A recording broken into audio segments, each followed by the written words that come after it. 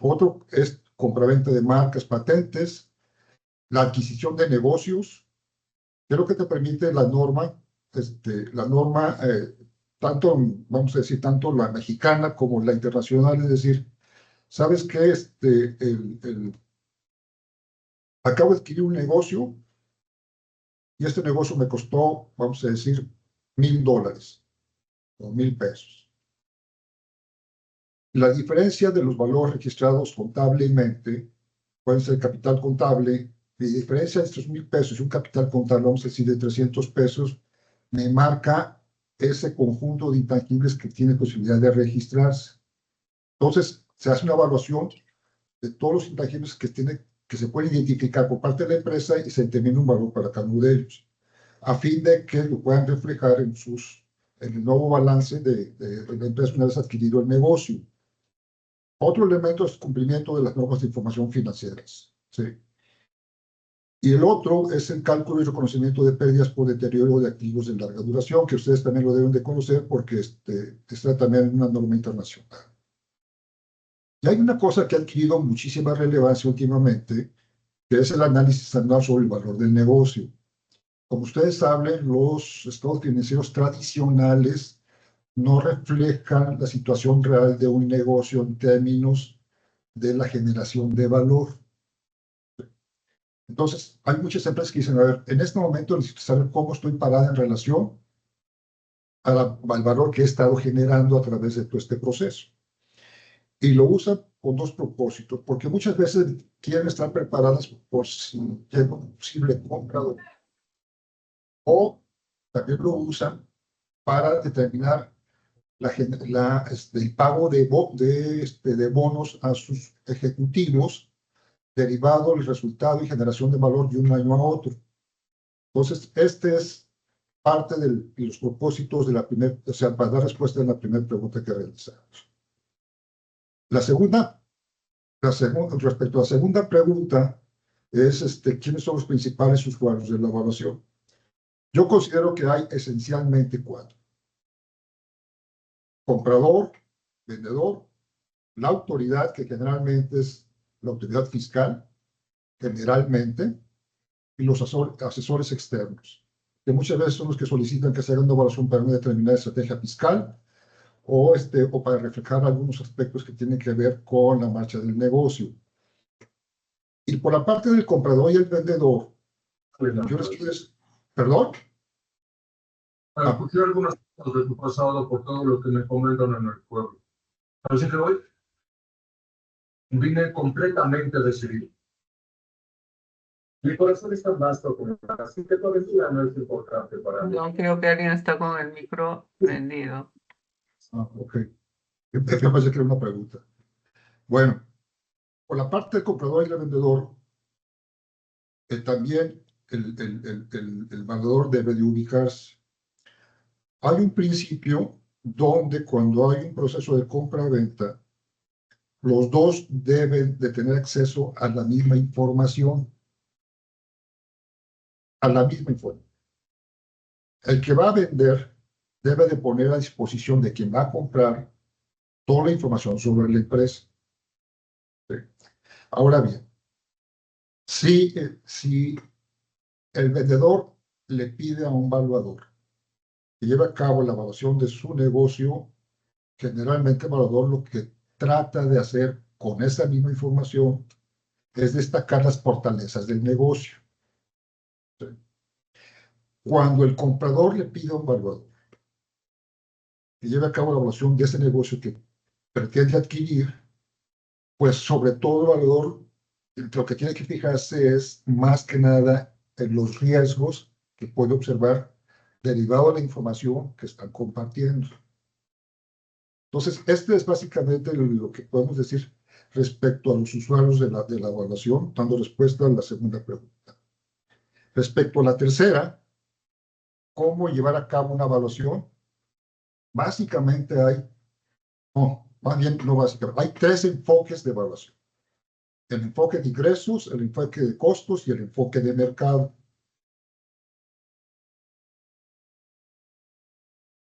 Perdón, se me pasó a decir, también hay evaluaciones inmobiliarias y hay evaluaciones de maquinaria y equipo, aparte de las posibles necesidades de evaluación. Sí, disculpa, pero como aquí hay un sesgo por el tipo de actividad que me dedico, me brinqué esas dos.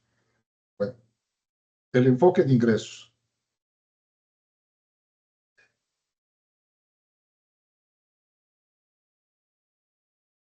Básicamente, el enfoque de ingresos se determina para poder determinar la capacidad que tiene un activo o un conjunto de activos de generar beneficios futuros. Ese es en esencia lo que considera el enfoque de ingresos. Y vamos a decir que hay esencialmente tres métodos dentro de este enfoque. Uno es el de capitalización de rentas, que es este enfoque se utiliza mucho para determinar el valor de un inmueble con base en una renta determinada. Entonces, lo que se hace es, se investiga cuál es la tasa de capitalización adecuada para este inmueble, dependiendo de sus características, su ubicación, el uso del inmueble, porque puede ser para fines industriales, fines comerciales, puede ser para vivienda, etcétera. Y en base a la renta que está cobrando se puede determinar el valor del inmueble. Entonces, este es uno de los métodos basados en ingresos derivados de un activo. El otro método es el de flujo de caja descontado, que más adelante lo vamos a ver a detalle, en donde se aplica básicamente una tasa de descuento, una serie de flujos de caja por periodos futuros. ¿Sí? También lo vamos a ver más adelante a detalle. En general, se basa en proyecciones de ingresos, o sea, más bien que ingresos de flujos de efectivo, ojo, de flujos de efectivo por un X periodo determinado, ¿sí? La norma recomienda que se hagan proyecciones con base a 5 años. Yo las realizo a 10 años por fines de presentación, ¿sí? Pero hay un factor que es un factor residual, que también lo vamos a ver en detalle más adelante, que es lo que modula al final el valor el valor que está llegando de un negocio, ¿sí? Entonces, así se proyecta en 5 años o 10 años, ese factor residual es que modula finalmente el valor, permite llegar más menos pesos, pero a un monto igual. O sea, aquí realmente el número de proyecciones no es tan determinante. Solamente se usan proyecciones, vamos a decir, por ejemplo, a 20 años, cuando hay una concesión por parte del gobierno que está, pues obviamente ya sabes que esta concesión es por 20 años, sin que haya la certidumbre de que se vaya a renovar. Entonces ahí es cuando se evalúa un negocio que está basado en una concesión, entonces se proyecta entonces, la vida que quede restante de esa concesión. ¿Sí? Y hay otros modelos, que es como evaluación de opciones, que son un poco más complejos, pero, pero también se utilizan, sobre todo cuando hay, estos de opciones se utilizan mucho cuando hay en las empresas varios proyectos de crecimiento en desarrollo, sobre todo cuando implican el desarrollo de intangibles. Entonces, el método de opciones es un método válido que también se utiliza, pero no está tan generalizado porque es un poco complejo de llevar a cabo. Ventajas y desventajas. Vamos a decir que la ventaja del enfoque de ingresos básicamente considera con la parte que tiene que ver con la rentabilidad futura. ¿Sí? Segundo, porque también me ayuda para poder ver toma de decisiones respecto a inversiones. ¿Sí? Y lo otro es que pues, se adapta a diversas industrias y tipos de activos. La verdad es que el enfoque de ingresos se adapta a cualquier tipo de industria, a cualquier. ¿Sí? Las desventajas tienen que ver esencialmente con el manejo de la información y la forma como se utiliza. Es esencialmente las ventajas que se pueden considerar para el enfoque de ingreso. El enfoque de costos. El enfoque de costos tiene que ver básicamente con el concepto de reemplazo o de reproducir un activo determinado para un comprador o un vendedor. ¿Sí? Hay esencialmente tres métodos, que es el costo de reemplazo, el costo de reproducción y el método de valor neto de reposición. Son los que se utilizan esencialmente, y este enfoque se aplica para evaluaciones de maquinaria y equipo.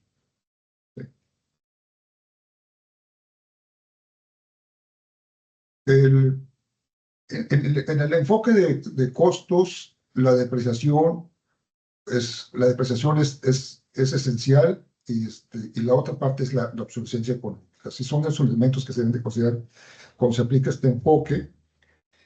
La ventaja es, como ya lo comentamos, es para maquinaria y equipo sobre todo, y también se usa para inmuebles no tanto, porque a veces el evaluar inmuebles vía el enfoque de costos cuesta trabajo, porque, y sobre todo cuando son inmuebles grandes, porque hay que considerar esencialmente una revisión de todas las instalaciones, sus características, el estado que están en ese momento, aquellas cosas, instalaciones que son valiosas, etcétera. Es el enfoque de costo desde el punto de vista para evaluar inmuebles es realmente complejo.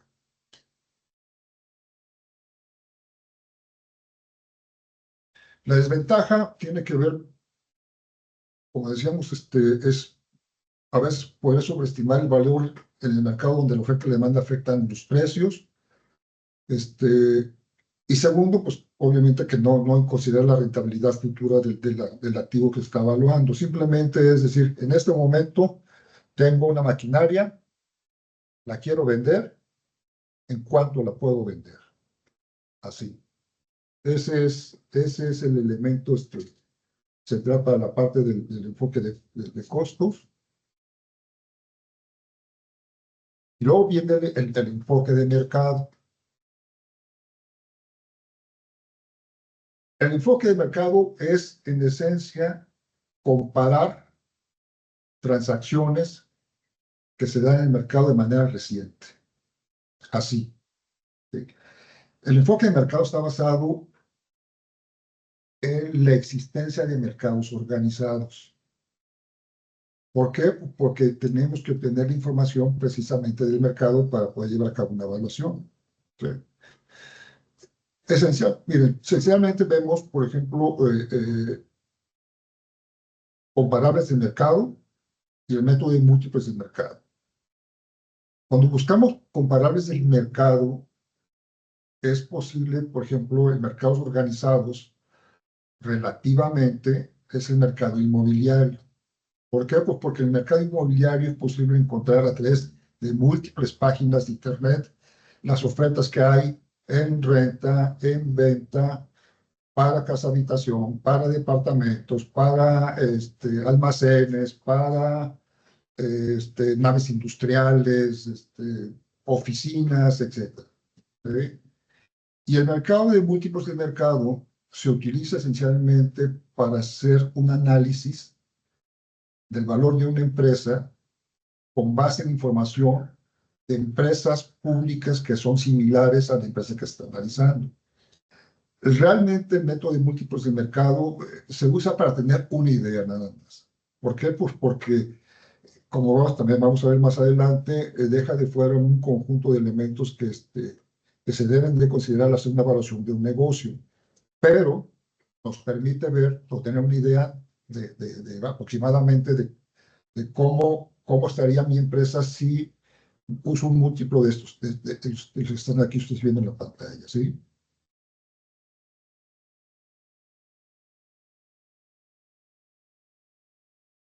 ¿Cuál es la ventaja del enfoque de mercado? Como ustedes ven ahí, es condiciones reales del mercado, la percepción de valor de compradores y vendedores, y la otra cosa es la disposición de información. ¿Sí? Esa es esencialmente la de las ventajas. Y la desventaja es si no hay, o sea, si no hay información confiable, normalmente te permiten hacer ajustes a la información, ¿sí? Y eso no es tan sencillo. Inclusive, por ejemplo, los valores inmobiliarios, o sea, primero recurren a la información de mercado de empresas similares de la zona donde está el inmueble que van a evaluar. Y luego llevan un conjunto de ajustes para homologar, la información de los inmuebles comparables que tiene que ver con la ubicación, con el frente, es una esquina o no está en una esquina, y otros comparables que tienen que ver con la relación entre el valor unitario, así por metro cuadrado, y la dimensión del inmueble en metros cuadrados. ¿Sí? Y no es tan sencillo llevar a cabo estos ajustes o esta homologación. Por eso es que se debe tener certeza que la información que se está utilizando para aplicar el enfoque de mercado es la adecuada.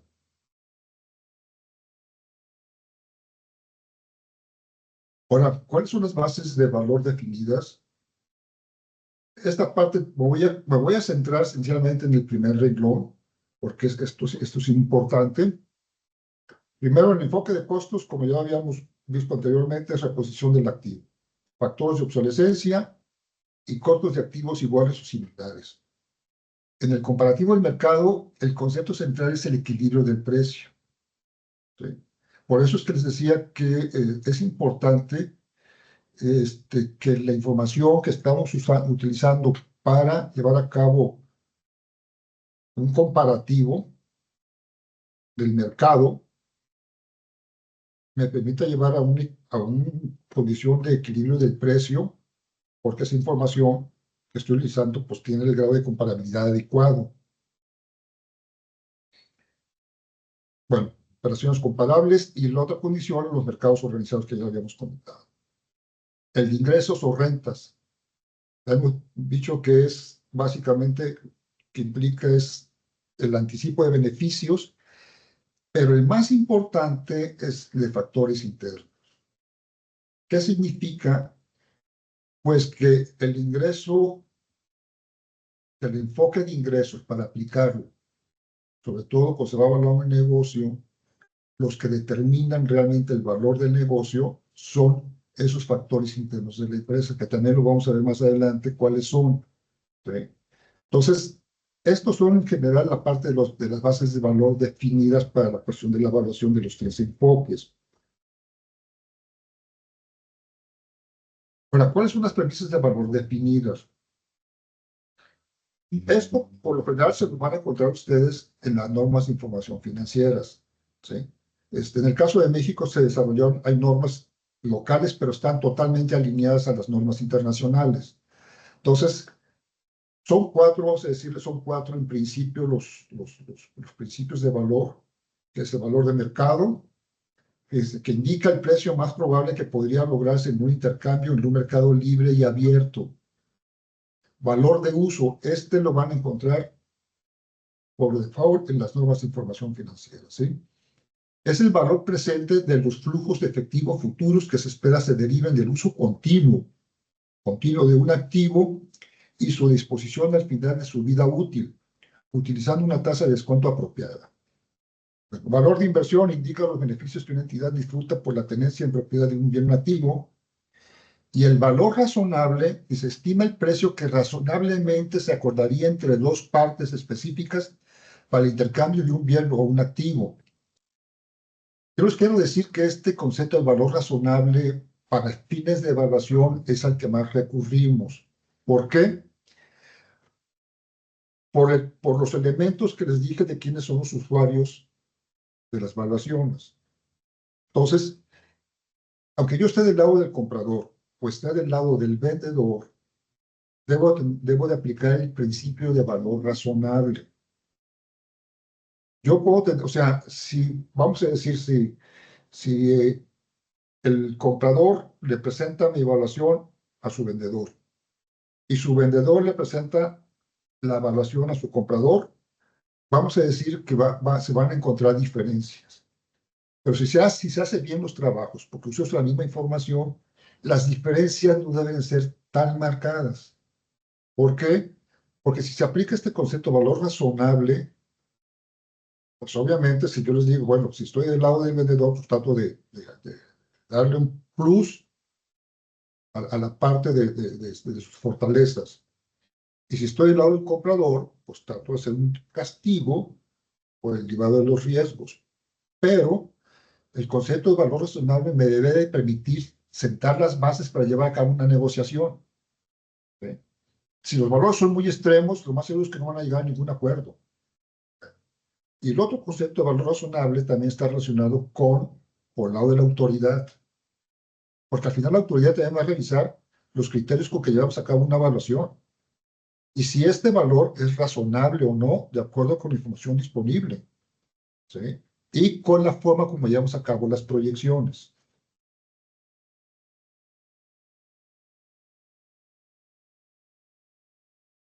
Miren, estas son otras bases que están en el IBS, que es el International Evaluation Standard. Se dan cuenta, son las mismas, pero quiero hacer hincapié en la última. Este es muy importante porque también vamos a ver más adelante otro concepto que es determinante para la parte de evaluación. Es el valor sinérgico. Dice, es el valor adicional que se crea cuando dos o más activos se combinan, generando beneficios que no se obtendrían si los activos se valoraran por separado. ¿Sí? Bueno, ahora vamos a entrar con la cuestión de la información para fines de evaluación. Esto inclusive lo van a encontrar en las normas internacionales, tal cual como están el cuestión de los insumos, así lo plantean. O sea, insumos reales, que son la información que obtenemos del mercado, ¿sí? O flujos de efectivos reales generados por el bien o el activo, que generalmente es información histórica. Costos reales o efectivos del bien o activo idénticos o similares, que también es información histórica, es decir, es información que ya existe. Y los insumos supuestos básicamente tienen que ver con las proyecciones, ¿sí? Esencialmente. Y hay una cuestión importante que es la actitud percibida de los participantes en el mercado frente al riesgo. Y esta información se obtiene básicamente a través de análisis estadístico que se obtiene de información de mercado y se llegan a estimaciones sobre esta percepción del riesgo, ¿sí? Luego también lo vamos a ver un poco más adelante. Otra forma de ver los estados financieros, y bueno, y esto ustedes lo saben mejor que yo porque yo soy economista, no soy contador, pero bueno, al final es la información que tenemos que utilizar, ¿sí? Para nosotros, para fines de evaluación, el balance con el enfoque financiero es el que utilizamos esencialmente, ¿sí? Obviamente se deriva del balance contable, pero tenemos que trabajarlo con esa perspectiva del balance financiero.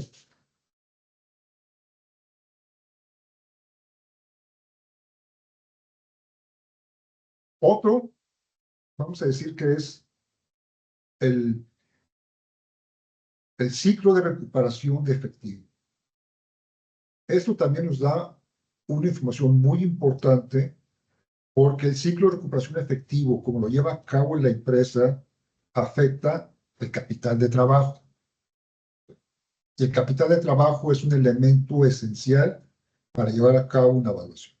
Entonces, uno de los aspectos que llevamos a cabo cuando hacemos una evaluación, junto con todo el análisis de las razones del balance y las razones del estado de resultados, es ver la evolución de la empresa en términos del ciclo de recuperación de efectivo. Eso da información muy valiosa.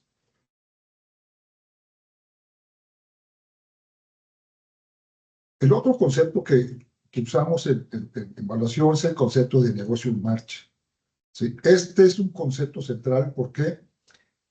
Porque si hacemos una evaluación, como les dije, lo hacemos con base en proyecciones, ¿sí? Y la base de proyecciones que les digo son a 5 años o a 10 años, con el elemento del valor residual.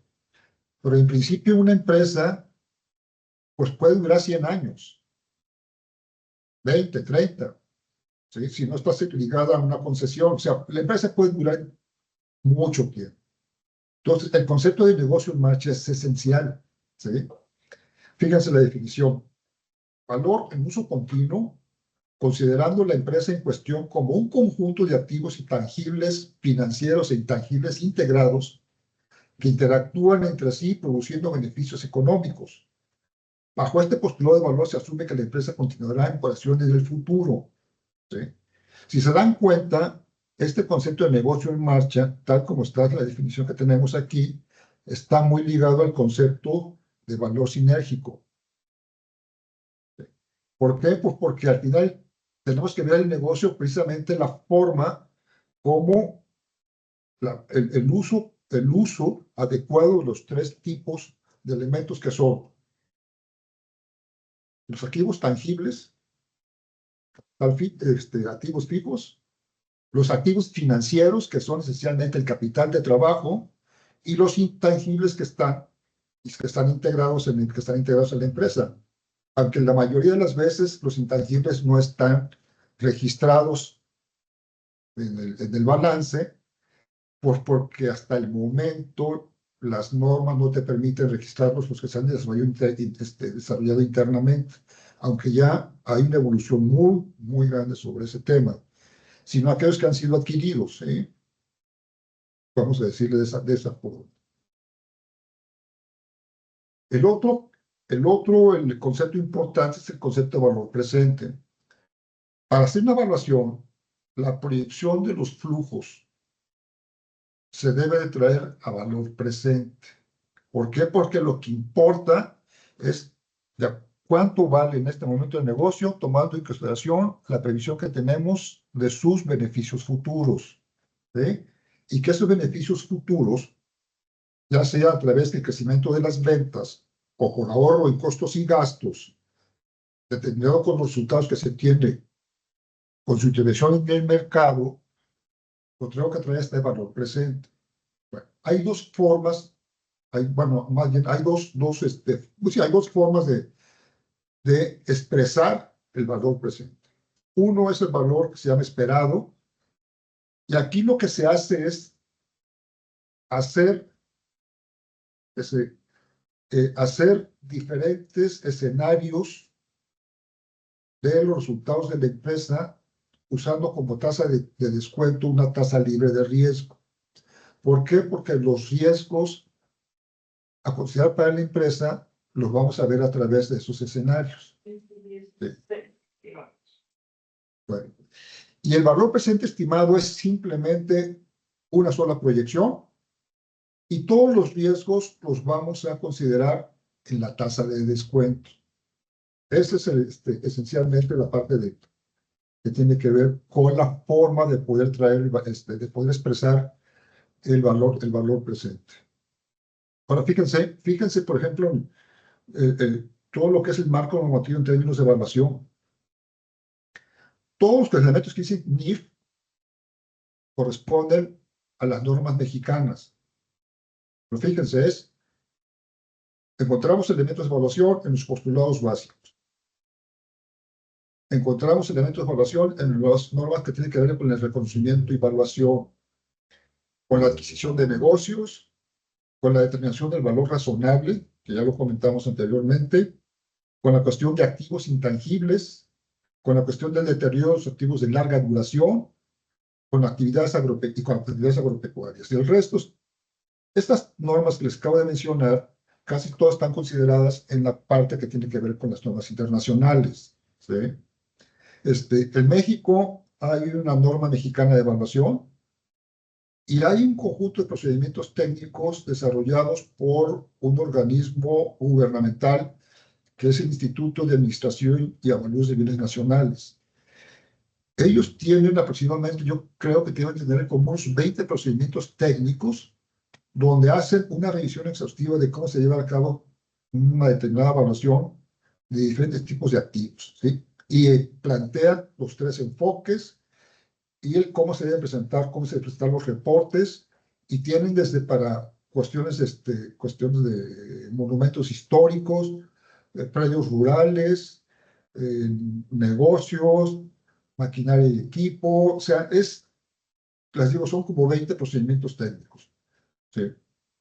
Y es interesante porque al final vamos a decir que de alguna forma los evaluadores, sobre todo cuando estamos ante la autoridad, podemos respaldarnos mucho en los procedimientos técnicos que fueron desarrollados por la autoridad mexicana. Los organismos internacionales esencialmente que tienen que ver con evaluación son los que están aquí.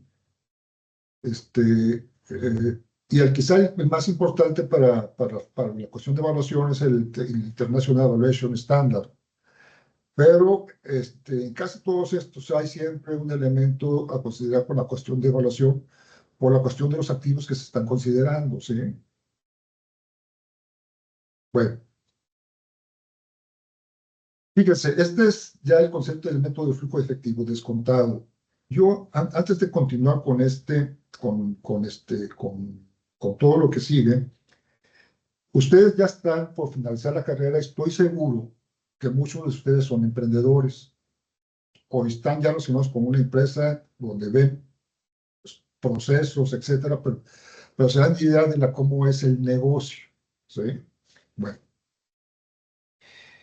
si ustedes se ubican como emprendedores, para desarrollar un negocio, ustedes requieren llevar a cabo un plan de negocios. ¿Están de acuerdo? Y un plan de negocios es como desarrollar una evaluación, tal cual. ¿Qué es lo que me permite el plan de negocios? Cuando llevo a cabo, lo tengo que documentar y lo tengo que escribir. Vamos a decir que esencialmente es llevar a cabo un checklist tal cual de lo que quiero emprender. Y normalmente cuando llevamos a cabo un plan de negocios, lo tenemos que visualizar en términos de soluciones. La primera solución es la solución estratégica. ¿Y qué significa esto? Es que tengo que definir con precisión cuál es el modelo de negocios que voy a llevar a cabo, con el cual voy a abordar el mercado, mi mercado objeto. Así. Ese es el modelo, es decir, esta es la solución que tengo que desarrollar primero, antes que nada, es el modelo de negocio que voy a llevar a cabo, mi emprendimiento. La segunda solución tiene que ver con la solución comercial. Y ya es donde yo exploro cómo voy a abordar el mercado en términos, o qué mercado voy a abordar. ¿Sí? Dependiendo el tipo de producto o servicio que estoy desarrollando con mi emprendimiento. Y la tercera solución es la solución técnica.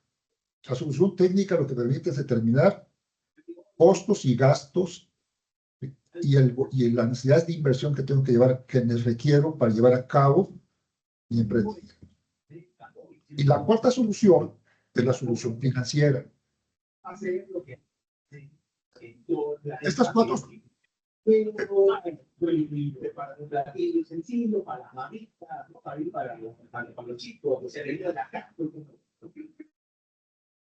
Perdón. Ya. Entonces, si se dan cuenta, estas cuatro soluciones siempre las vamos a ver cuando llevamos a cabo una evaluación, porque al final es lo mismo. Tengo que revisar cuál es la estrategia de negocio que está llevando a cabo la empresa que estoy evaluando. ¿Sí? ¿Cuál es el tipo de mercado que está abordando? ¿Por qué? Pues porque en función del mercado es la industria donde se ubica. ¿Sí? Y por lo tanto, eso también determina ciertos elementos para poder llevar a cabo la evaluación por el tipo de información que voy a utilizar. La solución técnica, pues tengo que revisar los estados financieros históricamente para ver cuál es el comportamiento de la empresa. ¿Sí? Si se dan cuenta, esto es pasado, pero un emprendimiento es hacia su futuro. Entonces, es la idea donde tengo que ver conjunto de activos, etcétera, para llevar a cabo este emprendimiento. Y la solución financiera, pues es igual. Las proyecciones que tengo que llevar a cabo para desarrollar mi plan de negocios y las proyecciones financieras que tengo que llevar a cabo para determinar el valor de un negocio en el presente. ¿Sí? Entonces, con base en eso, es lo que podemos observar, por ejemplo, la importancia de la forma como llevamos a cabo el método de flujo de efectivo descontado. ¿Sí? No me voy a detener mucho en la cuestión de la fórmula porque no es relevante. Para mí lo importante simplemente es el concepto de flujo de efectivo descontado, que es flujo de activos proyectados traídos a valor presente. Ese es el concepto importante de la parte del flujo de efectivo. Ahora, normalmente usamos tres tipos de conceptos de flujo de efectivo. El efectivo libre, que es básicamente el que me permitiría poder atender a aquellos que tienen que ver, que han aportado dinero para el negocio, que es deuda y que es socios. El flujo de efectivo para los accionistas simplemente se reduce a cuánto les tocará a ellos del flujo de efectivo para llevar a cabo la operación. Y el flujo de efectivo para el capital. Si se hace cualquiera de esos tres conceptos, si se hace de manera correcta, la evaluación se tiene que llegar al mismo valor, ni un peso más ni un peso menos. Sin embargo, el flujo que más se utiliza en evaluación es el de flujo de efectivo libre. ¿Por qué? Porque me simplifica mucho la forma de abordar las proyecciones. ¿Sí? El flujo efectivo para los accionistas, el flujo efectivo para el capital, muchas veces tengo que considerar ciertos factores, la deuda, etcétera, que pueden complicar el desarrollo de la evaluación. Entonces, vamos a decir que ya estoy seguro que en Perú, estoy seguro que, bueno, México no se diga porque conozco bien el mercado, y estoy seguro que en cualquier otra parte del mundo el que prevalece es el flujo de efectivo libre. Yo he hecho evaluaciones para Chile, he hecho evaluaciones para Colombia, he hecho evaluaciones para Venezuela y he hecho evaluaciones para Estados Unidos. Y básicamente, o sea, vamos a decir que a veces las observaciones que hacen tienen que ver más que nada con los criterios para las proyecciones y no tanto la forma o la metodología aplicada para llevar a cabo la evaluación.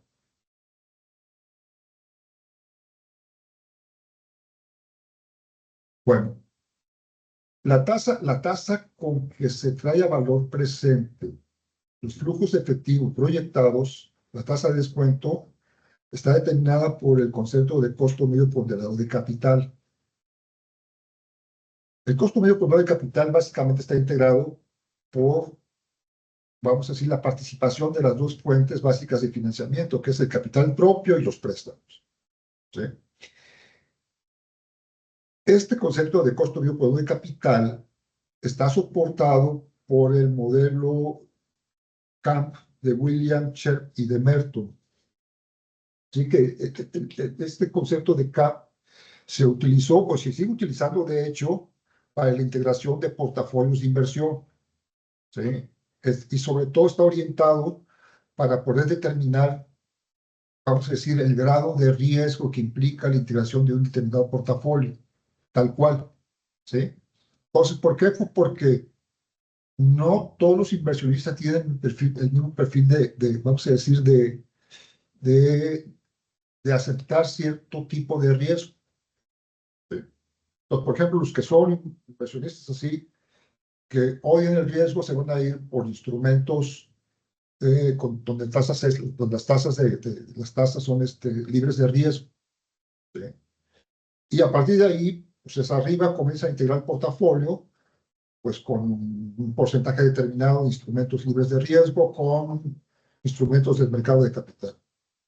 Ese es esencialmente la base. Entonces, este modelo de CAM, de Williams, Sherp y de Merton, es el que se ha utilizado para poder integrar el costo medio ponderado de capital, que ustedes se conoce como WACC, que es el término, vamos a decir, el término inglés para determinar el costo medio ponderado de capital. ¿Sí?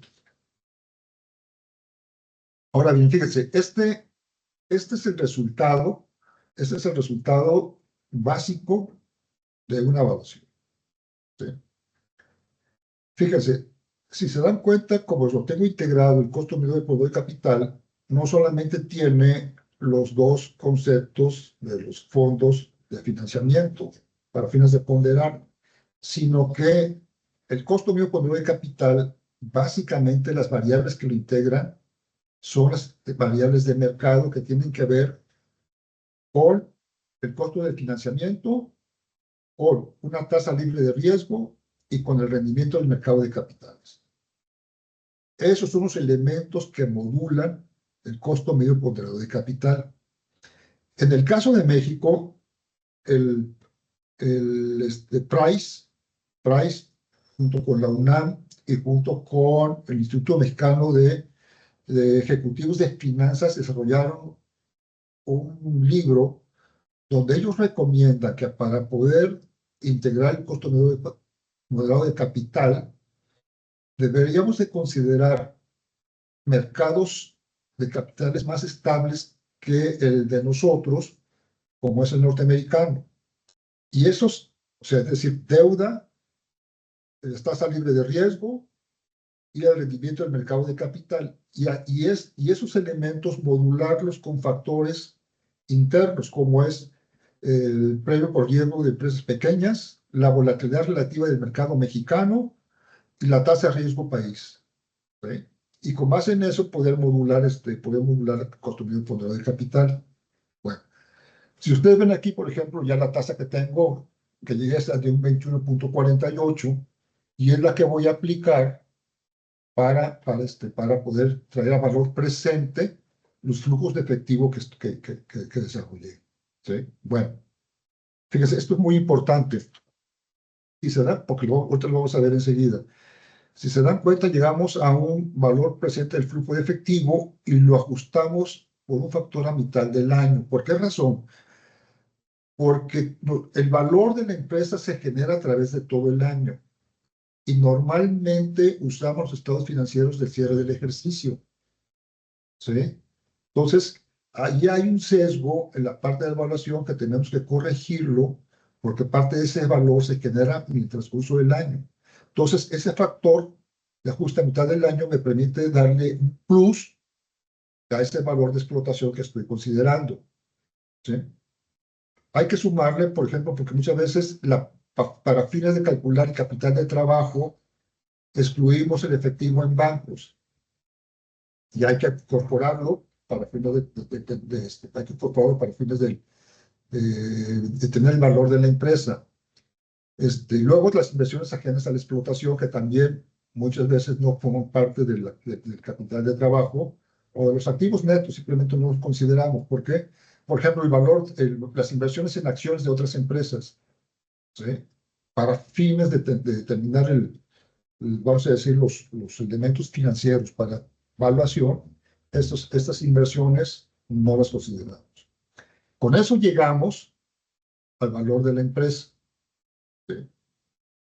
Para llegar al valor de los recursos propios o de las acciones, tenemos que restarle la deuda que tiene la empresa y el pasivo laboral. En este caso, no conté con el dato del pasivo laboral, porque muchas empresas, a veces, como es un estudio por separado, no lo quieren realizar. Bien. Ahora fíjense, por ejemplo, ahora sí ya aquí les pongo a través de este diagrama todos los elementos que entran dentro del método del flujo efectivo descontado. ¿Sí? Vamos a comenzar por las tasas de crecimiento. Estas tasas de crecimiento estimadas para la empresa se derivan esencialmente de la evolución que históricamente ha tenido la empresa y sus expectativas de crecimiento. ¿Sí? Esto me ayuda para la parte de la proyección de los ingresos. Ahora, para llegar a la parte que tiene que ver con el flujo efectivo, tenemos la estructura de costos y gastos. Tenemos el capital de trabajo y el presupuesto de inversión o CAPEX. Aquí hay que considerar una cosa muy importante cuando consideramos sobre todo el CAPEX. O sea, vamos a decir, casi todos los, todas las empresas llevan a cabo el proceso de depreciación y esto nos da una idea de en qué momento es necesario reponer ciertos tipos de activos. ¿Sí? Vamos a ir, por ejemplo, los activos, por lo menos en México, que tienen una depreciación más acelerada, son los activos que tienen que ver con equipo de cómputo y los activos que tienen que ver con equipo de transporte.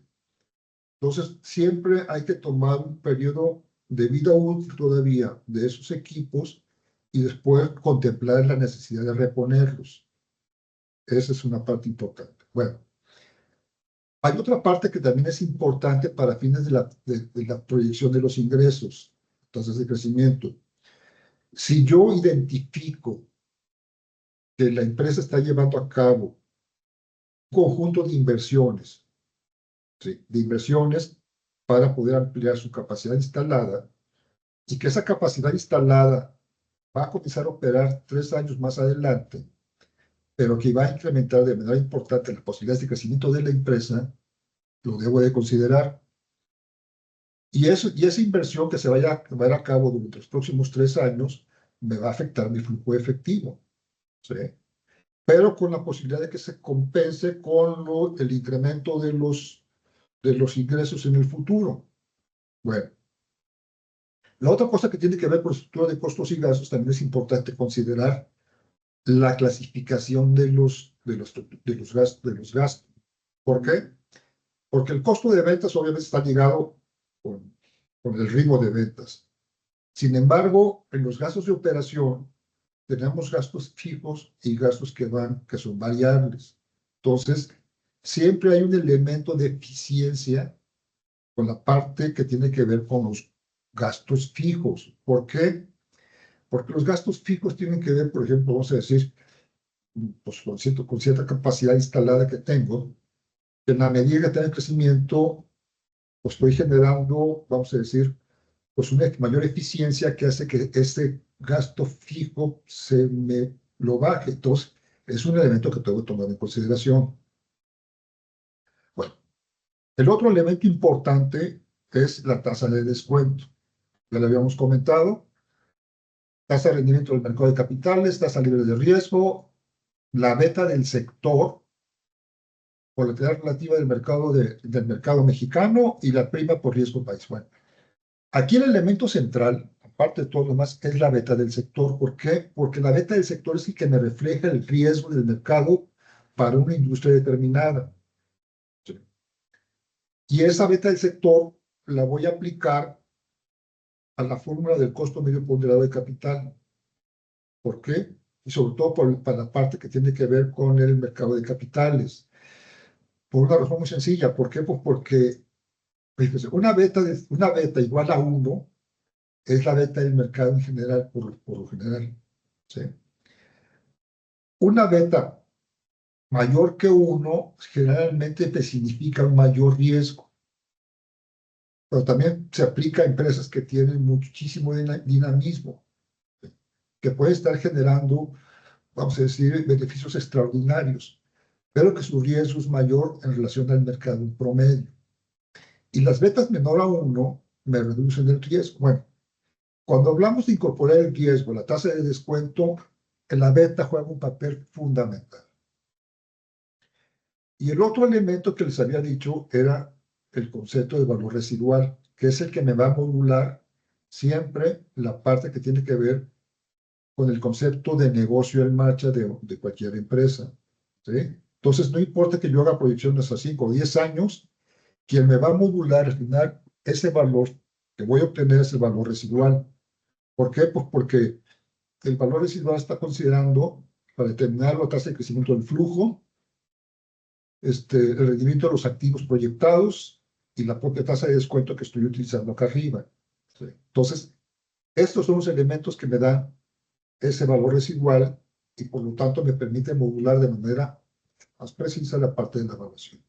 Bueno, ya vimos, por ejemplo, que al llegar al valor de los recursos propios, tenemos, fíjense, 2 elementos que son importantes para poder determinar la parte que tiene que ver con los intangibles. Uno es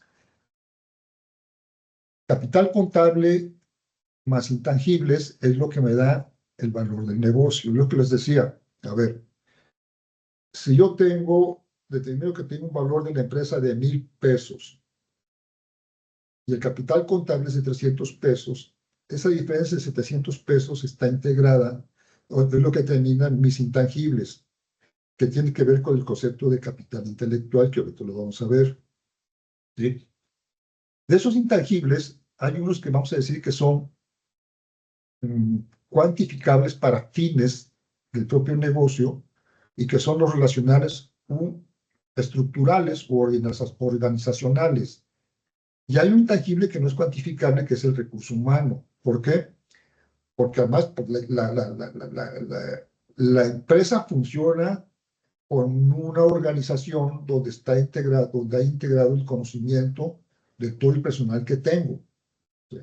Bueno, ese conocimiento no me lo puedo yo apropiar. ¿Sí?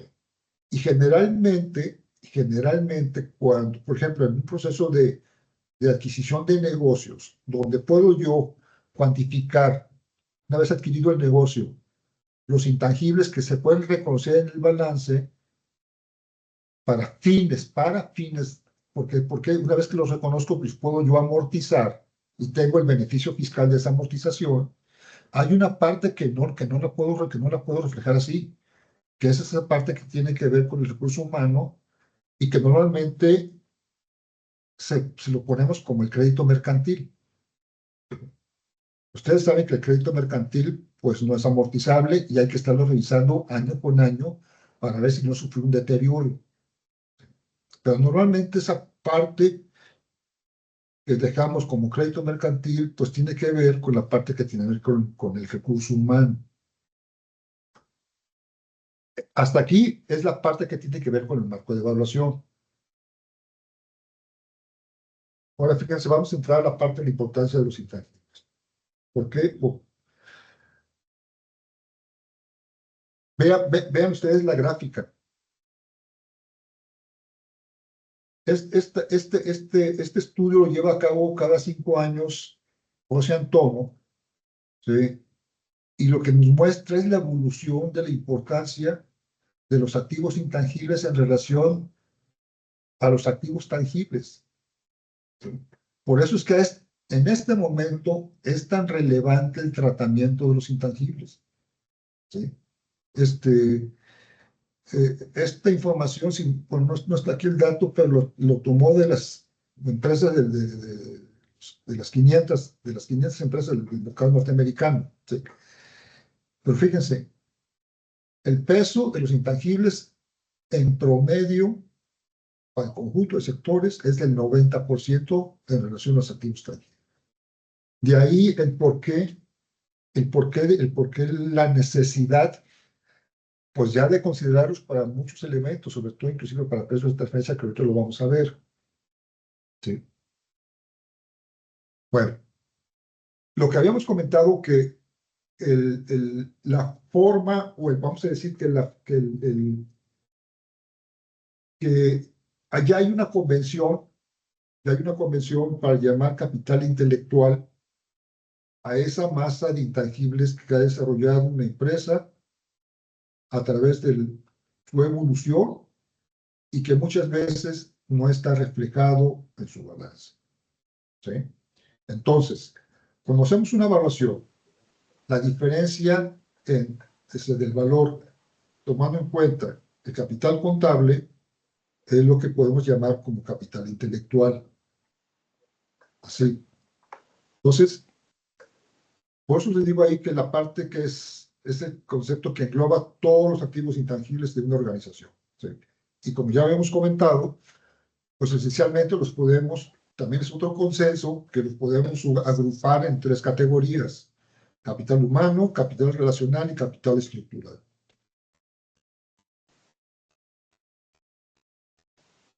Fíjense, básicamente dicen qué métodos aplicables tomando en cuenta los 3 enfoques para evaluar el capital intelectual. No me quiero detener mucho en esto porque ya lo vimos. ¿Sí? Lo que quiero es que veamos lo siguiente. ¿Sí? Ahorita les voy a mostrar unos métodos que se usan para evaluar cierto tipo de intangibles, pero en general vamos a decir, no hay un método que se aplique para intangibles específicos, excepto para marcas.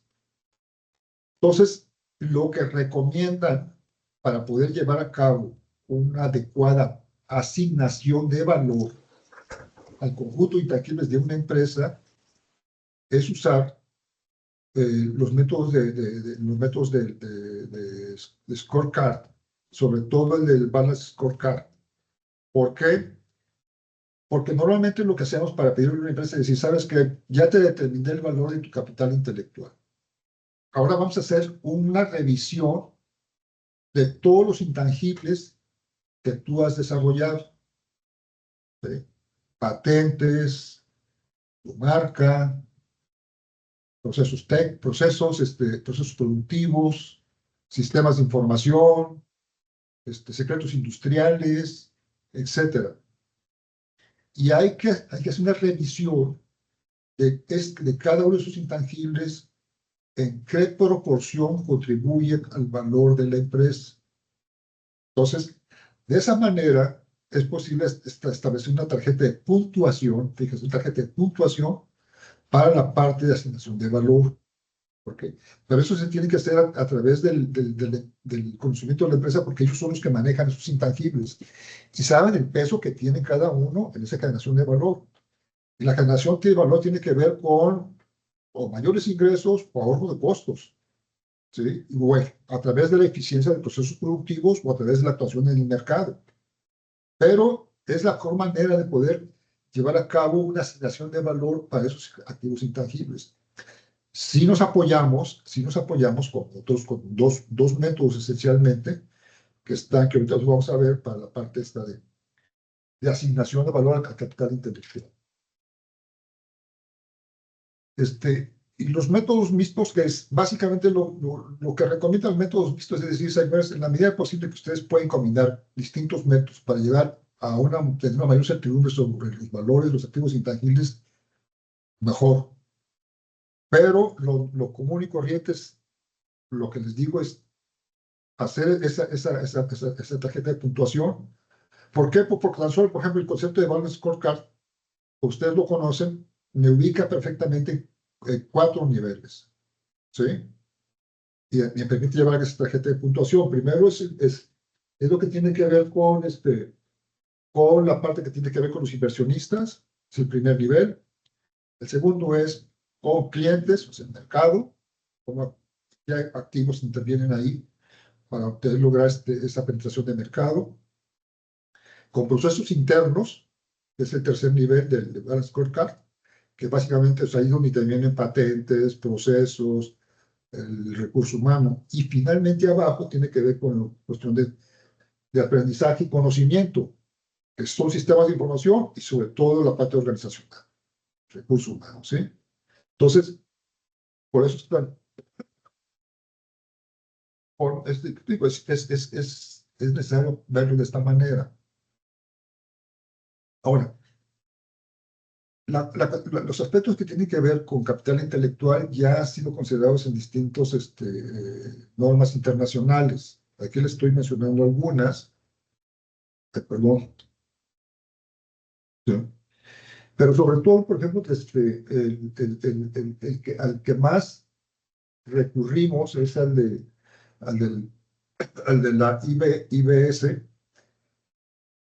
porque vamos a decir, de alguna forma es la que de manera continua está actualizando sus criterios de evaluación. Fíjense,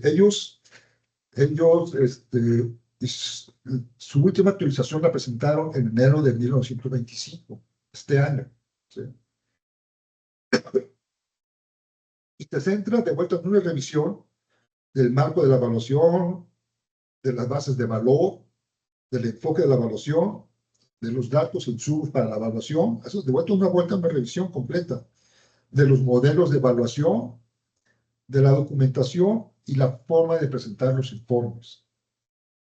Revisión completa. Luego, se hace una revisión de los activos intangibles, de los pasivos no financieros, inventarios, etcétera. Es una revisión básicamente de los elementos que intervienen en la parte de todos los elementos centrales del balance. ¿Sí? Entonces, por eso es tan importante la parte que tiene que ver con esta parte de normatividad. Y el siguiente, pues es un esquema, básicamente, es muy sencillo de lo que hemos platicado hasta este momento, ¿sí? Entonces, es una forma simplemente de organizar la presentación del capital intelectual, como ustedes ven, así tal cual, no es compleja, pero vamos a entrar a otro elemento que es muy importante, que son los tipos de activos intangibles. Estos cinco conceptos que están en la norma mexicana también están en la norma internacional, tal cual, ¿sí? Son los activos relacionados con el mercado, y aquí esencialmente tiene que ver con marcas, tiene que ver con imagen de mercado. O sea, ya ven, o sea, por ejemplo, muchas veces pues, registran los colores de identificación, etcétera, que tienen que ver con la imagen, los nombres de portales, acuerdos de no competencia. Segundo, están los activos relacionados con la cartera de clientes, la cual lista de clientes, eh, contratos con clientes, etcétera. Activos basados en contratos o derechos, activos intangibles tecnológicos, que es muy importante, que hay patentes, la cuestión de investigación y desarrollo, que muchas veces generalmente lo mandan a resultados, al balance, sistemas de cómputo, bases de datos, procesos y fórmulas confidenciales, dibujos técnicos, etcétera. Y los activos intelectuales o artísticos. ¿Sí? Y la misma norma establece estos elementos para poder determinar si un activo intangible cumple con una condición para ser reconocido como activo. Si la primera es que sea identificable. ¿Sí? Cuando es identificable significa que es separable. ¿De acuerdo? ¿Sí? Obviamente debe carecer de sustancia física, pues eso es por definición. Pero tercero, debe proporcionar beneficios económicos futuros fundadamente esperados. Y tercero, se debe tener control sobre dichos beneficios. Esos son los elementos que pide la norma para poder reconocer a un activo intangible. Bueno, los otros dos métodos que les comentaba que son complementarios para la cuestión de intangibles son estos dos métodos. ¿Sí? Cuantificación con base en regalías. Aquí este método es muy sencillo, es decir, partimos del supuesto que si yo no tuviera la marca y tuviera que pagar por el uso de esa marca con una determinada tasa de regalías, ¿cuánto valdría mi marca bajo esa condición, tomando en cuenta que en este momento me estoy ahorrando ese pago de regalías? ¿Sí? Obviamente que normalmente ustedes saben que el pago de regalías está generalmente en función de los ingresos. Hay variaciones dependiendo del sector o el tipo sobre todo el tipo de empresa o el tipo de servicio que esté prestando, que pueden variar en relación a otro parámetro, costo de ventas, etcétera. Pero por norma, la tasa de regalías está en relación a los ingresos o ventas netas. Entonces, aquí lo complicado es determinar cuál es la tasa adecuada de regalías que voy a aplicar para determinar el valor de la marca. ¿Sí? Y a veces lo que se hace es buscar dentro del sector contratos que me den una idea sobre el rango de regalías que se aplican para marcas de empresas que tienen contratos por pago de regalías en sectores donde estoy mi empresa, la empresa que estoy evaluando, o empresas ligeras cercanas. El problema con conseguir tasas de regalías es que no hay mucha información. ¿Sí? No es tan fácil conseguir tasas de regalías comparables. Volvemos al concepto de comparabilidad. No es tan fácil. ¿Sí? Entonces, hay un método indirecto, que nosotros, bueno, yo lo utilizo. Y digo, a ver, si yo aplico una tasa de regalías a la empresa, bajo supuesto que tuviera que pagar esa regalía, y lo reflejo sobre su estado de resultados, ¿sí? El nivel de rendimiento, ¿cuál sería, cuál tanto se vería afectado el rendimiento del capital invertido dado ese pago de regalías? Si el rendimiento del capital invertido, que es la diferencia, ¿sí? Que es la diferencia precisamente del costo de capital de la empresa, el costo del poder de capital, y el rendimiento que obtengo es negativo, entonces me está afectando la generación de valor, esa tasa de regalías, y por lo tanto no es adecuada. Si el rendimiento del capital invertido es superior a su costo de capital, pese a ese pago de regalías, entonces es una tasa adecuada. Es un criterio indirecto, pero es un criterio que se puede defender, ¿sí? Porque en el caso, sobre todo en el caso de México, yo creo que también por ustedes, la cuestión de las marcas se usa mucho para estrategias fiscales, ¿sí? Sobre todo por la cuestión del pago de regalías, ¿sí? Y el pago de regalías, sobre todo en precios de transferencia, se ha vuelto así como el coco para las autoridades fiscales, sobre todo, bueno, es donde más énfasis han hecho en las directrices para la cuestión de regalías. Ahorita lo vamos a ver. Ahora, el otro método para mí es un método muy interesante, porque este método lo que determina son las cargas contributivas de todos los activos financieros que tienen, de todos los activos que tiene la empresa para generar su flujo de efectivo. Entonces, tomando en cuenta el costo de control de capital, pero lo aplico con otro enfoque, ¿sí? En lugar de el peso que tiene deuda con respecto al peso de los recursos propios, sino lo llevo hacia el lado de los activos, entonces determino, a ver, ¿qué peso tiene dentro del costo de control de capital los activos fijos, activos tangibles, el capital de trabajo, que son los activos financieros, y los activos intangibles que tengo registrados? Y eso me permite ver de alguna forma qué capacidad de contribución tienen esos activos dentro del flujo efectivo o el valor comprendido dentro del flujo efectivo.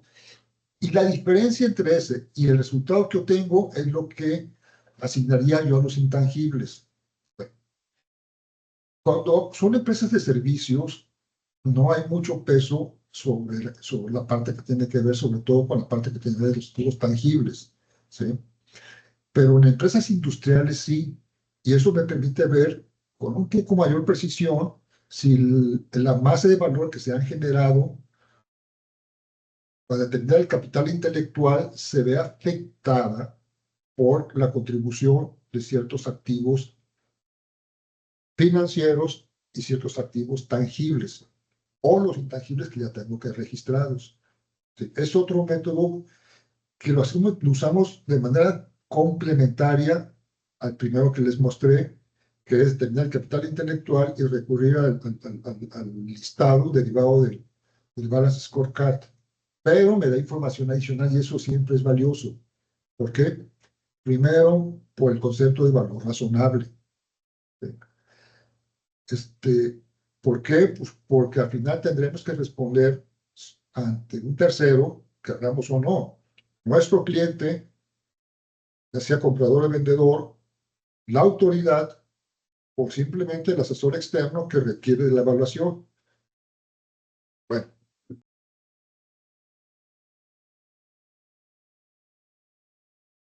la evaluación de intangibles en materia de procesos de transferencia. Fíjense.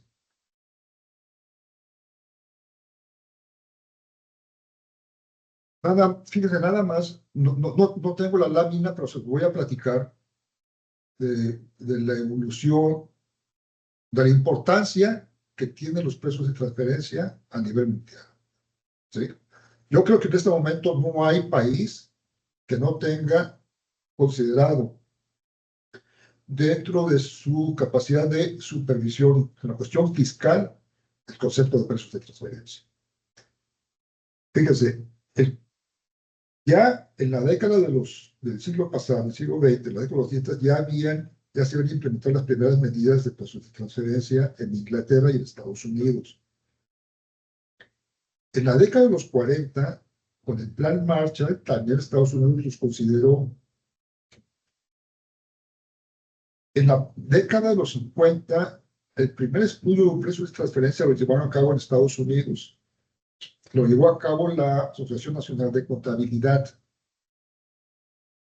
En la década de los 60, Naciones Unidas crea un grupo ad hoc para llevar a cabo cierta normatividad en materia de precios de transferencia. En la década de los 70, tanto Estados Unidos como Inglaterra implementan los primeros métodos para evitar la elusión fiscal. ¿Sí? En la década de los 80, la OECD comienza los estudios y es en 1995 cuando publica las primeras directrices.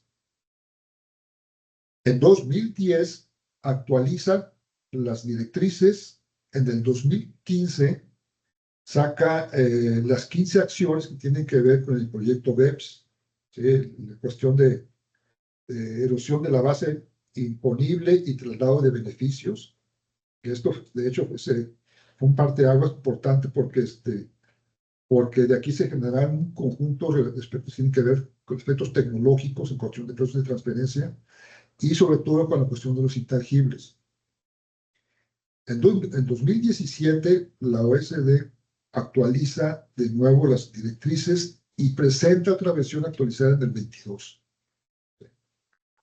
Entonces, esto es más o menos la evolución de precios de transferencia en el contexto internacional a través del OECD.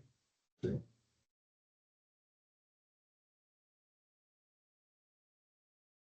Bueno, ¿qué son los precios de transferencia? Son esencialmente los precios fijados en la transferencia de bienes o servicios entre partes relacionadas. Eso es lo que se denomina precios de transferencia, así de sencillo. Son los precios, montos o lo que ustedes quieran, fijados en operaciones entre partes relacionadas en la transferencia de bienes y servicios. El objetivo principal que propone la OECD es que los precios de estas operaciones sean fijados como lo harían con o entre empresas independientes. Así. Entonces, con este elemento es como se establece el principio, como norma internacional, el principio arm's length, o principio de plena competencia. Ese es el eje del concepto de precios de transferencia. ¿Sí? Y en el caso de México, esto les voy a platicar, pero han ido ampliando la parte de la normatividad que tiene que ver con precios de transferencia. Y bien, en las directrices establecen, se dan cuenta, estos son los 5 métodos en materia de precios de transferencia. Método de márgenes transaccionales de utilidad de operación, método de precio comparable no controlado, método de precio de reventa, método de costo adicionado y método de partición de utilidades. ¿Sí? Si se dan cuenta, implícitamente están considerados muchos elementos que tienen que ver con los enfoques que vimos atrás, el enfoque de mercado, el enfoque de ingresos y el enfoque de costos. ¿Sí? La razón de todo esto porque todas las directrices de precios de transferencia, si ustedes las ven, no traen el sustrato teórico detrás de estas directrices. Pero ustedes al irlas revisando se van encontrando elementos de un montón de disciplinas. Así, de un montón de disciplinas. Por eso es que la parte de desarrollo de precios de transferencia se considera que es, vamos a decir que es un trabajo interdisciplinario por excelencia. ¿Sí? Así. Fíjense, por ejemplo, cuáles son los indicadores financieros básicamente esenciales que se usan excepto en la parte que tiene que ver con el costo, el costo de no controlado, precio comparable, perdón, no controlado, pero fíjense, todos los indicadores que tienen que ver cuando usamos los métodos que tienen que ver con razones financieras, ¿sí? El margen de costo adicionado neto, que no es más que la utilidad operativa entre costos y gastos, el retorno sobre activos operativos, que es la utilidad operativa entre activos operativos. Ahorita voy a regresar unos conceptos sobre esto. La utilidad bruta entre gastos operativos es el ratio de Berry, que se usa esencialmente para operaciones que tienen que ver con operaciones de comercialización de bajo riesgo. Utilidad, margen bruto, que es utilidad bruta entre ventas. Costo adicionado, que es la utilidad bruta entre costo de ventas. Y el margen operativo, que es la utilidad operativa a ventas. Bueno, dependiendo de las características de la operación, es lo que vamos a utilizar, por ejemplo, para estos tipos de indicadores. El más utilizado es el margen de costo adicionado neto. Es el más, y por alguna razón, porque yo creo que es el más fácil, de calcular, y sobre todo en Estados Unidos empezaron a usarlo para medir de manera generalizada si una empresa cumplía con las condiciones de mercado a través de sus resultados generales. Bien, las directrices dicen que debe ser a nivel transaccional, cada vez se insiste más sobre eso, o sea, el análisis de las operaciones debe ser a nivel transaccional, es decir, acotada la operación, así. Lo ideal es sacar un resultado o estado de resultados de la operación, que a veces no es tan fácil porque los sistemas de información contables a veces no lo permiten, ¿sí? Solamente cuando se tienen sistemas de información con, vamos a decir, con un poco de mayor soporte o mayor fortaleza, es posible llegar es posible llegar, ¿cómo se llama?, a este nivel de necesidad. Por ejemplo, el retorno sobre activos operativos se utiliza mucho, sobre todo, por ejemplo, en operaciones de arrendamiento. ¿Sí? Y así, aquí hay una cosa que es muy importante, es que la información que se utilice sea comparable. ¿Por qué? Porque el concepto de utilidad operativa, utilidad de operación, puede variar de un país a otro, ¿sí? Por ejemplo, la utilidad de operación, tal como los cambios en la presentación de los estados de resultados, por ejemplo, incluyen conceptos como la depreciación y la amortización, ¿sí? Y las directrices te indican que tú consideres si vas a incorporar estos conceptos al resultado de la utilidad operativa, ¿sí?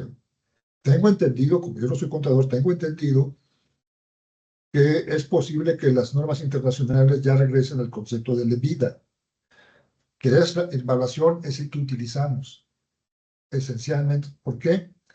Porque la depreciación la separamos porque nos afecta el flujo de efectivo.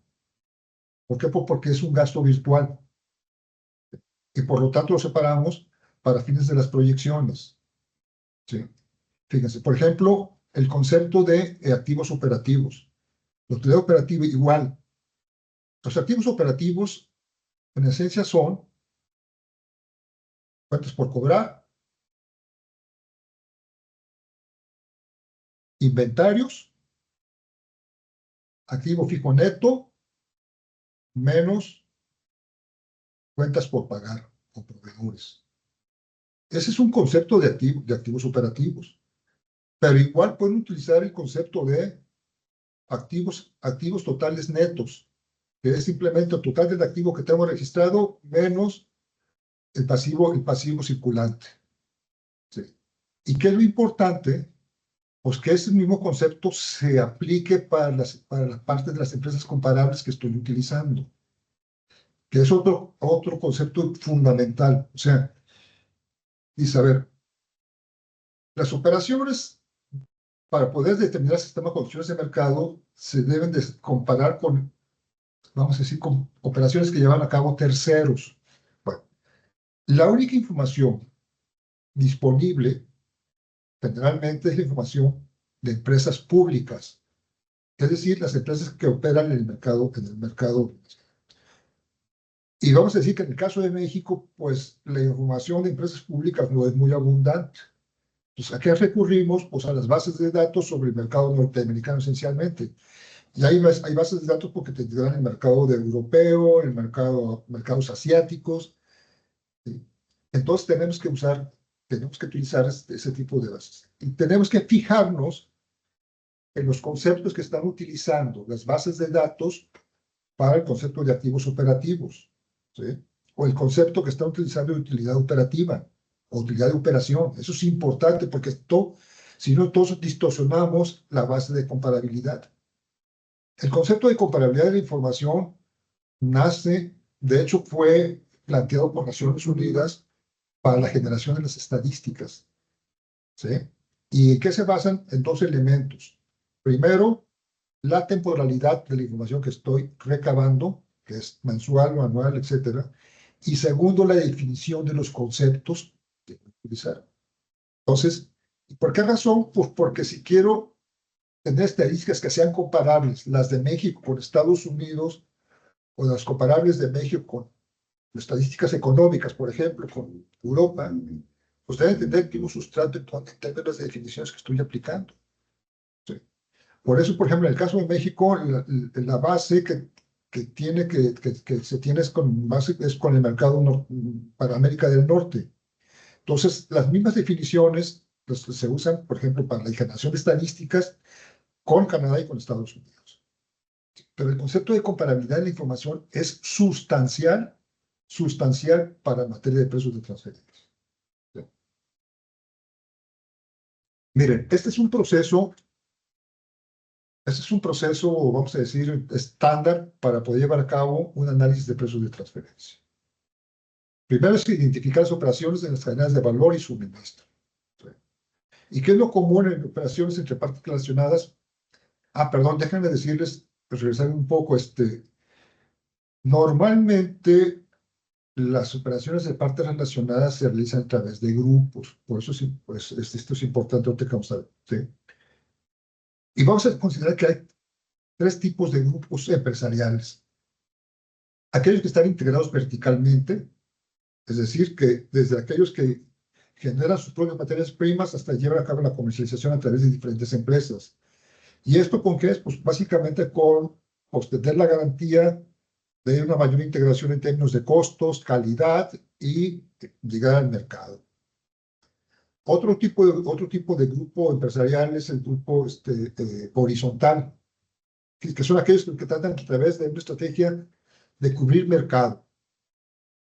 Por ejemplo, ¿cuáles son los comunes? Por ejemplo, las tiendas de conveniencia. Así vamos a decir que entonces yo tengo un conjunto de sucursales por todo el país y con esto cubro las prestaciones de servicios que llevo a cabo. Y están el otro grupo que es un grupo que se está integrado por el enfoque de cartera. ¿Y cuál es ese? Pues que tengo una inversión en el sector industrial, tengo una inversión en el sector comercial, tengo una inversión en la cuestión de servicios y así. Bueno, cuando se llevan a cabo operaciones entre partes relacionadas, se dan desde este enfoque. Por eso es tan importante identificar cuáles son las operaciones y cómo se llevan a cabo, ¿sí? Entre este conjunto de partes relacionadas. Eso es esencial y sobre todo en la parte de cadenas de valor. Entonces, y aquí es cuando ya llevamos la aplicación del análisis de comparabilidad, que es lo que les decía, es decir, a ver, pues tenemos que determinar cuáles son las características de esa operación y qué información voy a necesitar. Por eso es tan importante identificar las fuentes de información. Y la fuente de información son básicamente dos. Cuando usamos comparables internos, ¿cuáles serían estos? Por ejemplo, bueno, pues resulta que a mi parte relacionada le vendí mercancía que también le vendo a terceros. Entonces yo puedo usar como precio comparable un precio interno que llevé a cabo con un tercero y que lo tengo que usar para ver si se aplique ese mismo precio para la operación con mi parte relacionada. Pero las otras fuentes de información que ya son las externas, que ya les dije que son esencialmente las que se obtienen con mercados altamente organizados o cuando se trata de utilizar razones del margen, pues la información de empresas públicas. Segundo, la selección de la parte analizada. Eso es importante porque tenemos dos partes relacionadas, ¿sí? O bueno, yo empresa, tengo operaciones con diferentes partes relacionadas. Es importante determinar qué parte relacionada es la que se va a analizar. Generalmente, analizamos desde el punto de vista de donde se generó el ingreso, pero no es condición necesaria, ¿eh? Entonces, sí es importante definir y justificar por qué se está seleccionando esa parte relacionada para fines del análisis. Después se lleva a la selección del método de precios de transferencias. Entonces, tenemos dos: aplicación de los métodos con base en márgenes, selección del indicador de utilidad y selección del set de comparables internos o externos. O la aplicación del método de precio comparable no controlado, selección de precios más apropiado, y ya llegamos a la aplicación del método estadístico. Este es el proceso general para precios de transferencia. A mí lo importante explicarles esto antes de entrar a los intangibles, porque de alguna forma, digo, a lo mejor ustedes no están tan familiarizados con la cuestión de precios de transferencia, aunque yo creo que sí, porque ya vamos a decir que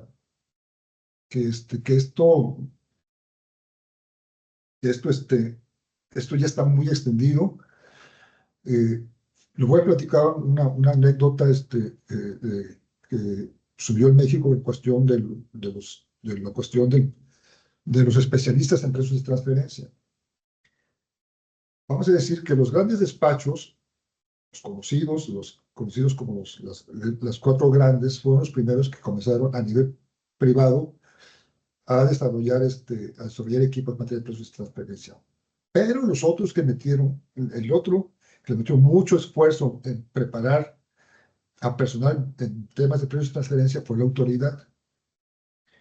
Y resultó que más o menos a principios vamos a decir, del siglo XXI, los años, pues los despachos comenzaron a piratearse el personal de la autoridad. ¿Por qué? Pues porque los preparaba bien. Y resulta pues, que los despachos ofrecían mejores sueldos que la autoridad, y pues, olvídense, la autoridad se vio un problema porque llegó un momento que se empezaba a quedar sin personal especializado. Bueno, este es nada más un comentario al margen, pero para fines de entender la cuestión de intangibles en materia de precios de transferencia, hay que entender el concepto de DEMPE, que es desarrollo, mejora, mantenimiento, protección y explotación de activos intangibles. Bueno,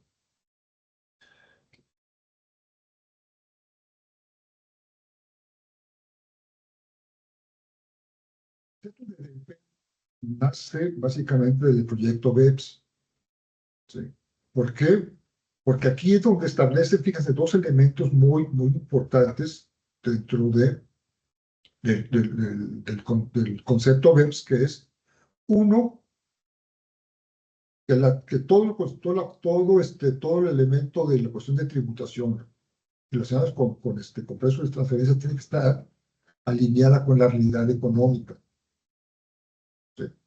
¿Por qué? Pues porque muchas veces los términos legales contractuales no reflejan realmente cómo se llevó a cabo una operación determinada. ¿Sí? Los términos legales contractuales son importantes. ¿Por qué? Pues porque en principio pues, son los acuerdos que se llegan entre partes relacionadas para llevar a cabo una operación determinada. Pero muchas veces no necesariamente se lleva conforme se estableció en la parte contractual. Y por eso es tan importante que se revise realmente cómo se llevó a cabo esa operación en términos económicos. Bueno, el otro elemento fundamental que es el concepto de creación de valor. Y aquí sabes que hay que alinear los resultados de precio y transferencia en términos de la creación de valor. ¿Por qué? Porque al final las operaciones de parte nacional, sobre todo entre los grupos de empresas multinacionales, pues al final lo que buscan es un beneficio que se traduzca en un mayor valor, ¿sí? Pero muchas veces la forma como se llevan a cabo esas operaciones, pues puede tener detrimento para un país en relación a otro, porque parte de ese valor generado, pues se quedó en el otro país debido a una operación entre partes relacionadas. Entonces, por eso es que, primero, ¿cuál es la realidad económica cuando se lleva a cabo la operación? Y segundo, si está alineada no con la transferencia de valor y creación de valor. ¿Sí? Y fíjense lo que dice abajo. El hecho de que una entidad sea la propietaria legal de un activo intangible no significa que dicha entidad tenga derecho a todos los beneficios relacionados con el activo intangible. Y eso es muy importante. Esto es básicamente, esto que les estoy aquí presentando, simplemente corresponde a lo que en México,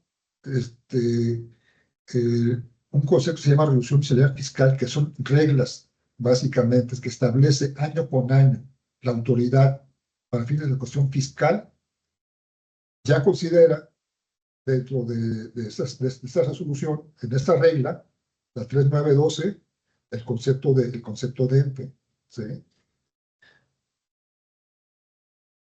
O le dice, bueno, a ver, para llevar a cabo, una revisión de quién, de cómo llevan a cabo las 5 funciones que consideramos en el concepto de EMPE por parte de las partes relacionadas, es necesario considerar 3 conceptos: control, financiamiento y riesgo. Es decir, vamos a decir, en un grupo se desarrolla un intangible del cual hacen uso diferentes partes relacionadas, ¿sí? El uso de ese intangible genera valor, ¿sí? Pero entonces, de ese valor que se genera a través de ese intangible, ¿cuánto le corresponde a cada parte relacionada que interviene en ese intangible? Y que interviene a través de las 5 funciones que ya mencionamos: creación, mantenimiento, mejora, protección y explotación, ¿sí? Y para revisar las 5 funciones, debemos de ver cómo lleva a cabo los conceptos de control, de financiamiento y de riesgo en cada una de esas funciones. Porque de esa manera podemos tener vamos a decir, no es tan fácil, pero llevar a cabo una estimación de cuánto le debe de corresponder a carta relacionada de ese valor que se ha generado. Las directrices dicen, el método adecuado para llevar a cabo un análisis que tiene que ver con un activo intangible es el método de partición de utilidades.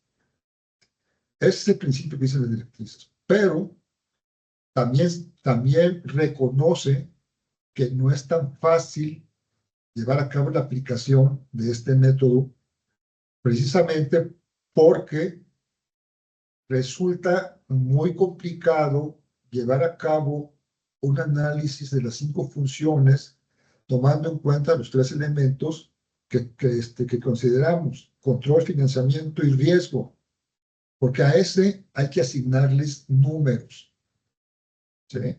Y para asignarles números tendríamos que llevar a cabo, vamos a decir, el desarrollo de un estado de resultados exclusivamente para la generación de los beneficios en términos de ingresos o de ahorro de costos de la utilización de ese intangible. Entonces, no es nada sencillo. Y por eso el método de partición de utilidades, pues, más de pocas veces he visto que lo apliquen. Así, pocas veces, porque no es tan sencillo. Entonces, qué dice qué dice la autoridad? Bueno, estas son las preguntas que tendríamos que llevar a cabo para analizar las 5 funciones. Esta me las voy a brincar.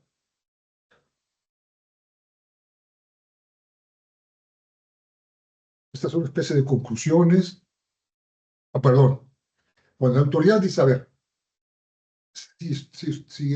si no es posible utilizar el método de partición de utilidades con certidumbre, con seguridad, existe la opción de llevar a cabo esta distribución del DEMPE utilizando una evaluación del activo intangible. ¿Y por qué?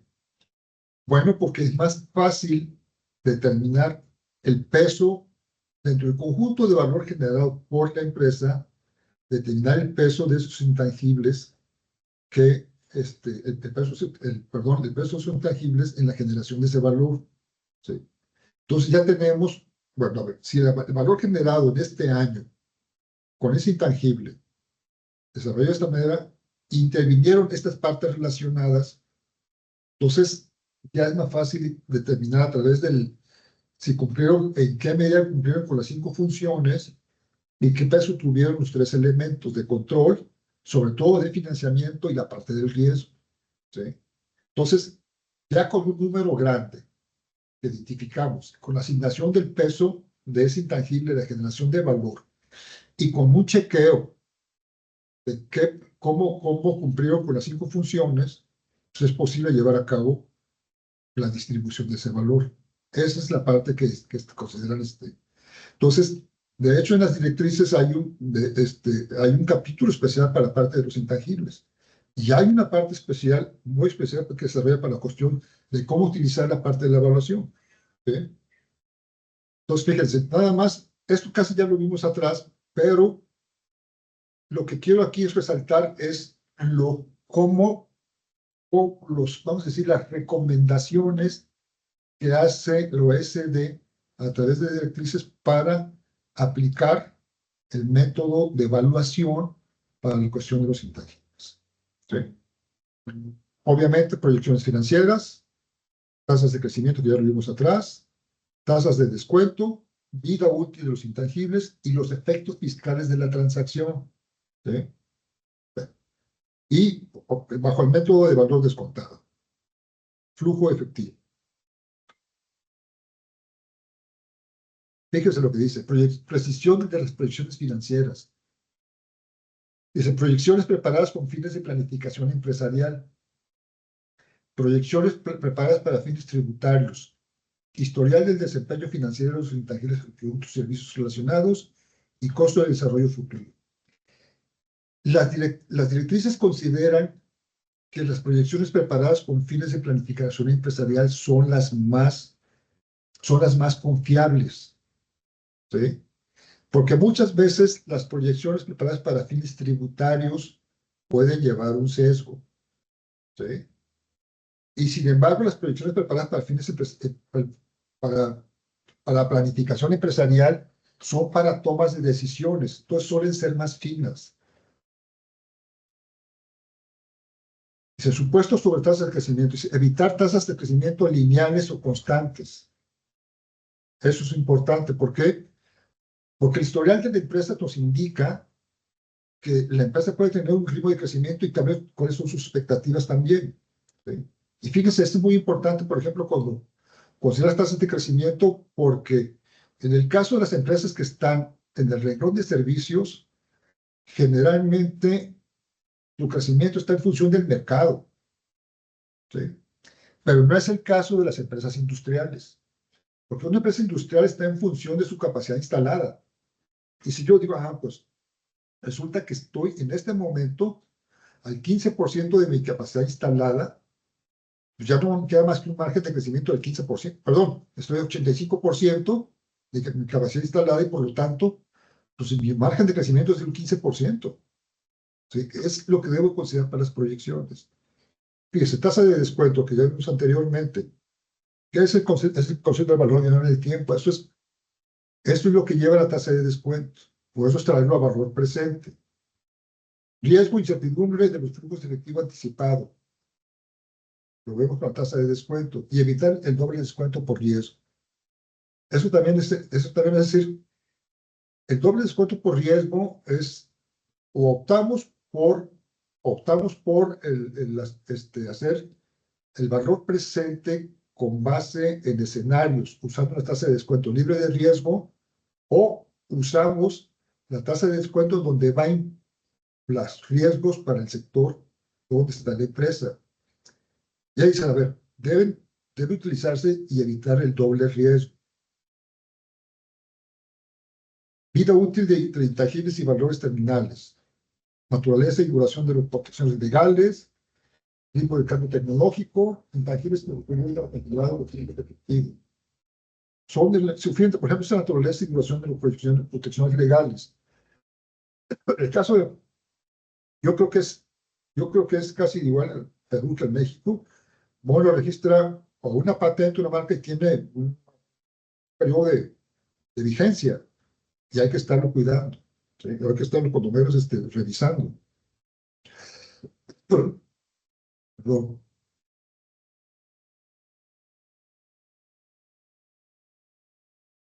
la cosa importante es los supuestos sobre los supuestos.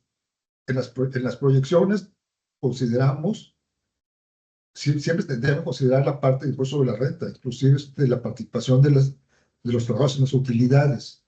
¿Sí? Entonces, por eso es que dice, a ver, pues tiene que considerar los impuestos, los impuestos proyectados, los impuestos que se podrán al excedente o los beneficios de amortización para el cesionario.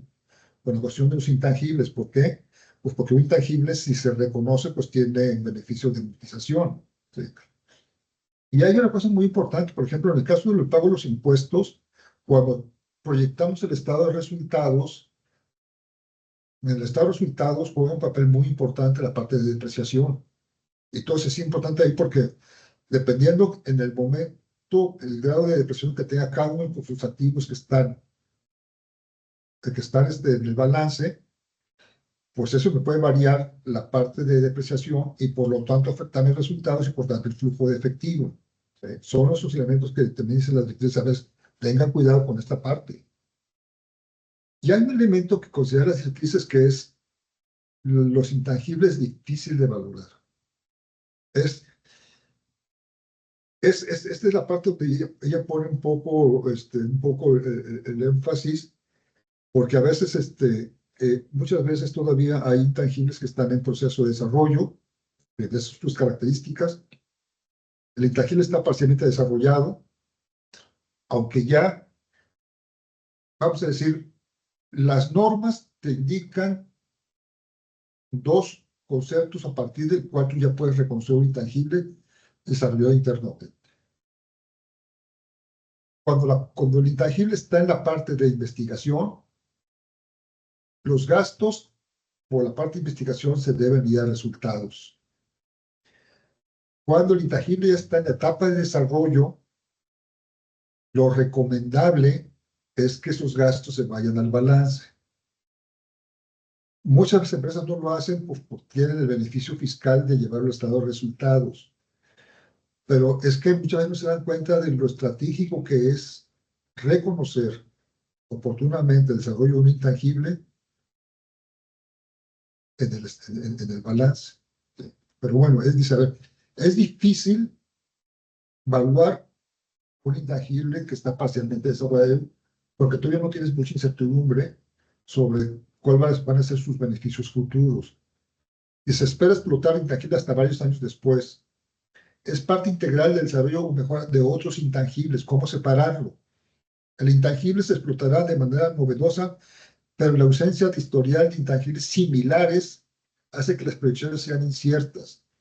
El intangible que cumple con la definición de difícil evaluación ha sido transferido mediante el pago de una suma global. El intangible se desarrolla bajo un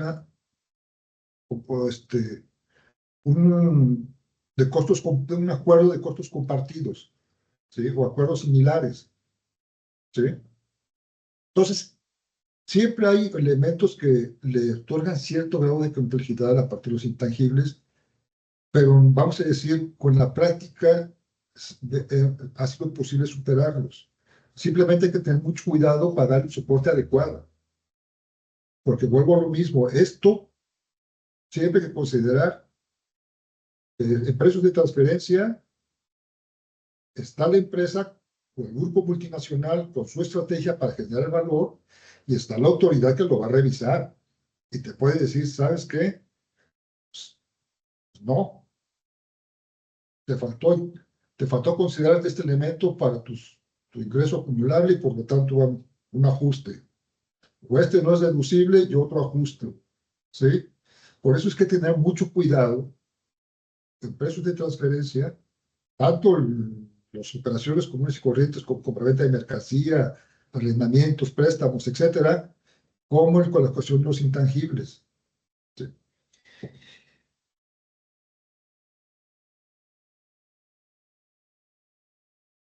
Señores, este fue mi plática.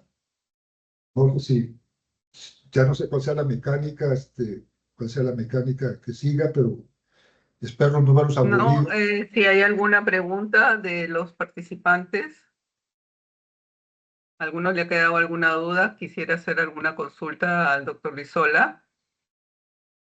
A ver, chicos, no sé cuántos están.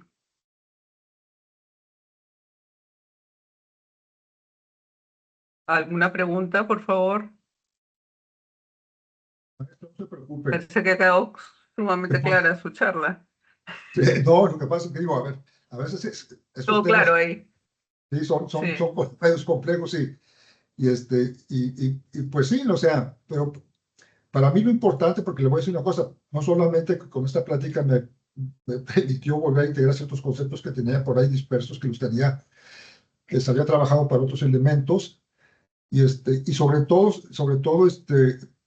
para mí es importante, sobre todo en el caso de los muchachos que ya están por terminar su carrera, y sobre todo en esas áreas, porque son cosas con las cuales se van a enfrentar ya en el mercado laboral. claro. Y ahorita es muy, Sí, ha hecho una descripción muy detallada de los casos que se pueden presentar y de lo que hay que tener cuidado, ¿no? sí, Espero que la sepan aprovechar. No sé si tienen alguna consulta, por ahí dijeron que ya todo estaba claro en el chat. Hay algunas comunicaciones. Eh, Le agradezco mucho, doctor Lizola, la conferencia. Espero que los chicos la puedan aprovechar. Igual hemos hecho la grabación y las vamos a compartir en el aula. Eh, Nada más agradecerle su participación y a ver si nos vemos en alguna otra oportunidad. Estaremos coordinando de repente un nuevo webinar.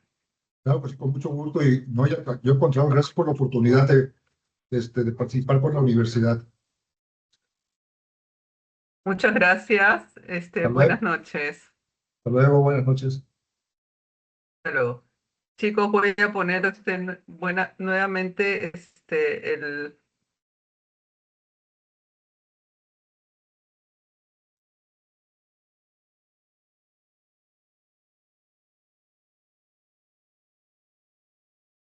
estoy poniendo el link de asistencia para los que todavía no se han inscrito.